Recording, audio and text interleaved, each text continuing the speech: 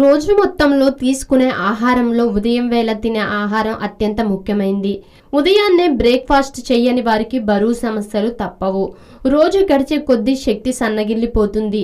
రాత్రి వేళ తీసుకునే డిన్నర్కు ఉదయం వేళ తీసుకునే ఉపాహారానికి మధ్య ఇంచుమించు 8 గంటల వ్యత్యాసం ఉంటుంది. నిద్రించే సమయంలో సైతం శారీరక పనితీరుకు ఇంధనం అవసరం. ఈ ఇంధనం రక్తంలో, లివర్, కండరాల్లో నిక్షిప్తమైన గ్లూకోజ్ నుంచి అందుతుంది.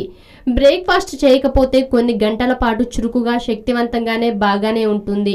కానీ 4-5 గంటల తర్వాత రక్తంలో చక్కెర స్థాయి తగ్గిపోయి నీరసం, ఏకాగ్రత లోపించడం, చిరాకు వంటి లక్షణాలు కనిపించడం మొదలవుతుంది. ఉదయాన్నే ఉపాహారంగా ప్రోటీన్లు, స్టార్చ్ అధికంగా లభించే పదార్థాలు తినాలి. వీటి వల్ల ఉదయం వేళంతా బ్లడ్ షుగర్ స్థాయిలు సక్రమంగా ఉంటాయి.